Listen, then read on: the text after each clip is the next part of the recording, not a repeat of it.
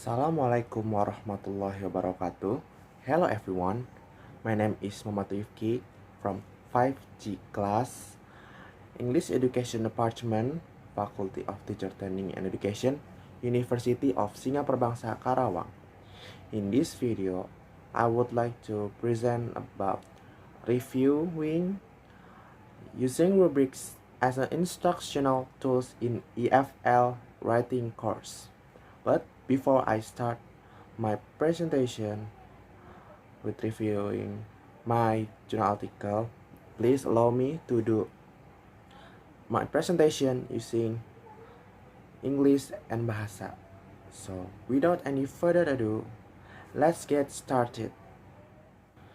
Using rubrics as an instructional tools in EFL writing course. Jadi menggunakan rubrics sebagai alat bantu pembelajaran di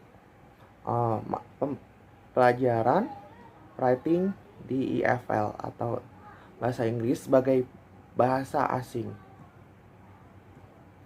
Jadi di review kita kali ini saya mempunyai 4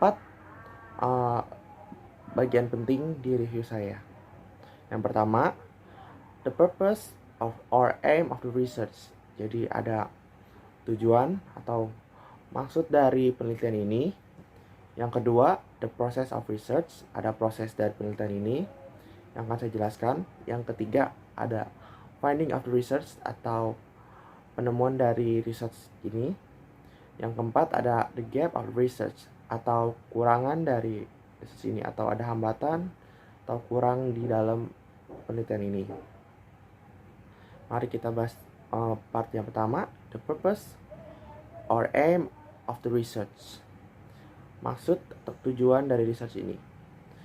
The goal was to liberate the students from the narrow perception of writing based solely on notion of correct grammar, which is strongly felt in EFL writing. Jadi tujuan dari research ini adalah untuk membebaskan siswa ini dari persepsi sempit tentang dalam writing itu harus atau wajib grammarnya itu benar dan yang sangat terasa sekali di dalam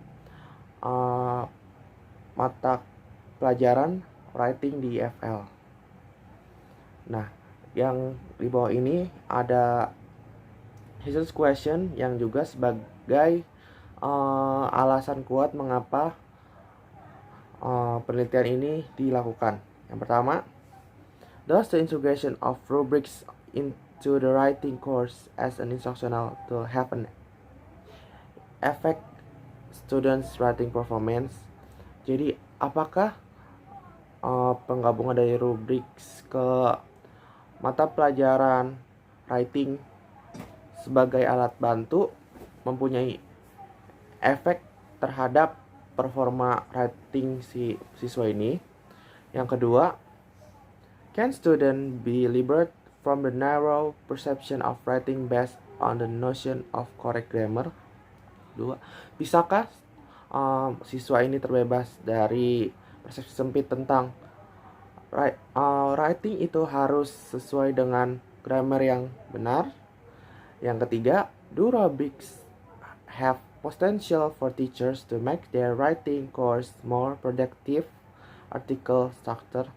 Jadi bisa nggak sih atau berpotensi nggak sih nih si rubrics ini untuk guru membuat mata pelajaran writingnya itu menjadi produktif? Nah, itu dia purpose or aim of the research. Lalu lanjut ke bagian kedua, process of the research, proses dari penelitian ini. Yang pertama, ada sampling dan setting, pengambilan partisipan dan bagaimana bentuk dari penelitian ini. Jadi penelitian ini berbentuk quasi experimental research yang dimana ada 2 tes, pre-test and post-test, yang dimana sampelnya itu berasal dari populasi 38 universitas, lalu dipilihnya 22 grup sebagai sampel dari universitas tersebut, yang syaratnya harus terdiri dari mahasiswa dari umur 18 tahun sampai 20 tahun.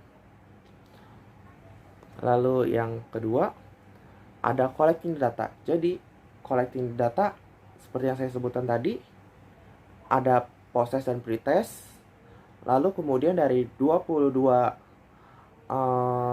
hasil yang 22 grup mahasiswa tersebut, hasilnya saling tukar-menukar seperti Rubik's hasilnya, dan mereka saling mengoreksi satu sama lain dari post-test dan pre-testnya untuk mendapatkan